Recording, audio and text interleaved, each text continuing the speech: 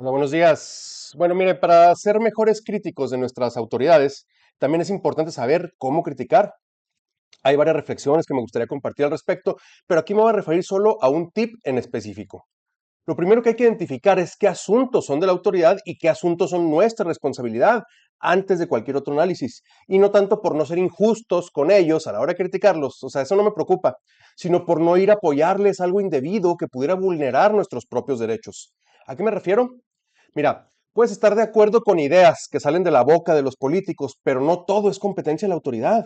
Por ejemplo, si Bonilla piensa que el reggaetón es misógino y los correos tumbados son desagradables, tú en lo personal puedes estar de acuerdo, claro. No a todo el mundo le tiene que gustar esa música, pero si Bonilla dice, voy a prohibirlos en Chihuahua, ahí sí hay bronca. Está imponiendo una forma de pensar de él y de algunos para toda persona que gobierna. Perdón. Si Carlos Olson piensa que los menores de edad no deben utilizar las redes sociales, todos podemos estar de acuerdo, tú y yo también. Pero si Olson dice, hay que hacer una ley para prohibir el uso de redes sociales a menores de edad, ahí ya se está metiendo en las decisiones al interior de todos los hogares del Estado, en algo que prohibir o supervisar debe ser en casa. Hay mucha diferencia de eso. Es decir, como ciudadano debemos aprender a identificar qué cosas son jale de la autoridad y qué cosas son nuestro jale como reglas de familia. Al aplaudir cada idea que tienen los políticos, sobre todo los políticos limitados intelectualmente, solo porque estés de acuerdo en el tema, se corre el riesgo de que aplaudas medidas autoritarias en cosas que nos corresponden a las personas y a las familias, no a los gobiernos. Otro ejemplo útil para entender la diferencia es cuando López Obrador, en una mañanera, estaba haciendo reflexiones personales y dijo algo así como que a toda persona le bastaría con dos pares de zapatos, dos o tres pares de zapatos para vivir. Eso fue una opinión personal y fue muy criticado, por cierto, pero jamás emitió un decreto o propuso una ley para obligarnos a todos a tener solamente dos pares de zapatos, ¿verdad? Se limitó a expresar su opinión personal y no anduvo legislando cosas que impongan a todos su forma en lo particular de pensar y de vivir. Entonces, volviendo a Carlos Olson, es una persona que nos ha demostrado que su profunda sumisión a las ideas de la religión que profesa lo ha llevado a opinar casi siempre con el sesgo que su fe le exige.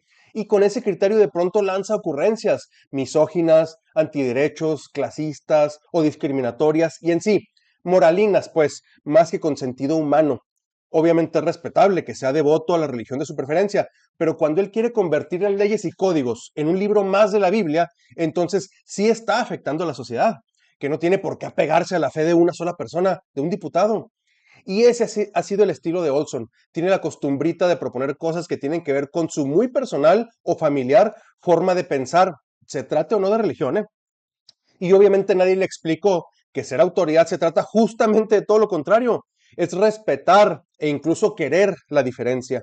Asumir que la sociedad es un conjunto de seres humanos diferentes y al servirles desde la función pública debe hacerlo con la perspectiva de honrar la diferencia entre los seres humanos. Si no tolera la diferencia de vidas, de pensamientos, de costumbres, de conductas, entonces lo suyo no es el servicio público. Que se vaya al templo a dar temas católicos mejor, ¿verdad? Y al decir que hay que querer o amar la diferencia entre la sociedad, también incluye respetarla entre las personas que están al servicio público. Es decir, no se condena que gente con el perfil de Carlos Olson tenga un lugar en la representación del pueblo, que es el Congreso del Estado. Por el contrario, su forma de pensar justamente representa un sector importante de chihuahuenses que comparten su moral, su fe, su ideología. Así que bienvenidas sean las personas de ese corte a la toma de decisiones, pero que no se confundan. Su forma de pensar, que la lleven en su estilo de gobernar, más no para imponer ese estilo de vida a todo el que gobiernan. Que aplique lo que cree en sus funciones. Por ejemplo, que en su jale aplique los mandamientos como no robarás o no desearás la mujer de tu prójimo. Que aplique lo de amar a todos en vez de juzgar a los que no piensan como él. Que aplique los derechos humanos para beneficio, por ejemplo, de las mujeres en vez de tomar decisiones misóginas, como la misma religión lo es, de hecho, no Dios. No, Cristo. La religión católica es la que siempre ha puesto al hombre por encima de la mujer y él como servidor público, representante del pueblo, definitivamente no debe hacerlo. Ahora, si entro en temas religiosos, lo hago con respeto, de quienes compartan esa fe. Solo lo señalo porque ha sido muy evidente que el actuar de Olson es viciado por su visión cristiana. Pero incluso este tema me sirve para poner otro ejemplo. ¿Se imaginan ustedes? ¿Qué pensarían Olson y otras personas con su perfil que de pronto llegara un diputado o diputada a proponer una ley para que se prohíba inculcar la religión católica a los menores de edad? ¿Estaría de acuerdo Olson en algo así? Digo, si se trata de ver por el bienestar emocional de los menores, yo válidamente puedo pensar que la Biblia es un libro no apto para ellos y por tanto el catecismo y en sí la religión es algo fuerte e importante como para adoctrinar a los niños de esa manera. Entonces propongo que la niñez y la adolescencia en Chihuahua sea libre de religiones y que hasta la mayoría de edad la persona decida en qué creer. Ahí estaría tratando yo de imponer mi manera de pensar en la formación de los hijos para que sea obligatoria en todos los hogares de Chihuahua. Y parece que Olson no tiene problema con eso. Incluso pudiera poner un par de ejemplos, ¿eh? Por ejemplo, del Antiguo Testamento. Quizá en el Génesis, no me acuerdo en qué parte del Génesis, donde unas menores embriagan a Lot, su padre, para tener relaciones sexuales con él. O del mismo libro, cuando presuntamente Canaán aprovechó la embriaguez de su padre Noé para violarlo. O cuando el mismo Dios, al que le quiere enseñar a amar a mis hijos, le pide a Abraham que mate a Isaac, su propio niño. O la matanza de niños que ejecutó Herodes. O sea, yo tendré muchos argumentos válidos para fundamentar una iniciativa donde se decrete la religión católica como no apta para menores y que sea hasta la mayoría de edad que cada ciudadano elija qué creer. ¿Ustedes creen que Carlos Olson estaría de acuerdo con esto? ¿Creen que pondría la sana formación de los menores por encima de su religión? Su principal preocupación no son los niños y niñas de Chihuahua, al menos en el respeto al tipo de educación que los chihuahuenses elijan. Lo que él siempre ha pretendido es que todos vivan como él en lo personal considera que deberían de vivir. Y eso es un tremendo error y atenta contra los derechos fundamentales del ciudadano. En otro video les platicaré, hablando de este mismo personaje, lo equivocado que está al oponerse a la ley sobre la violencia vicaria, siendo Chihuahua uno de los dos únicos estados que no han legislado al respecto.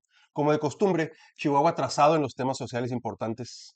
Hoy por lo pronto quería dejarte este mensaje a ti para que no caigamos o dejemos de hacerlo en el juego donde aplaudimos o rechazamos una propuesta de algún político solo por nuestra ideología o forma de pensar.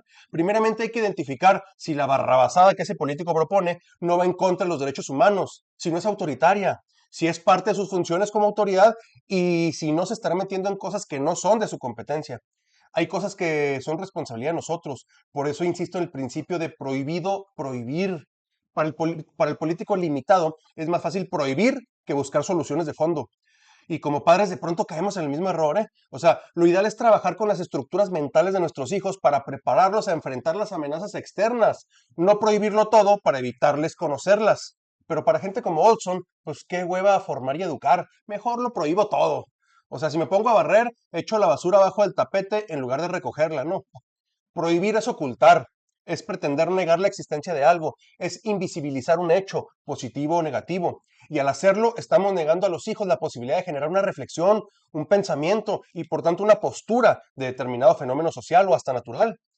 Acompañamos a los hijos a la formación mental, moral y espiritual, discutiendo los temas, no escondiéndolos. Por supuesto que hay conductas que se prohíben desde que el individuo comienza a gatear e inicia el descubrimiento de su mundo, pero debemos tener cuidado en cómo hacerlo, no prohibir por prohibir, porque es más fácil y por creer que les estamos evitando un daño cuando quizá les estamos evitando conocer un peligro y desarrollar la capacidad de superarlo.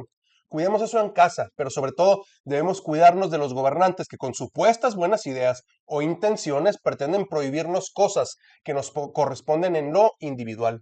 Porque luego es común que esos que lloran dictaduras imaginarias suelen ser los más peligrosos autoritarios. Y este es un ejemplo de ello.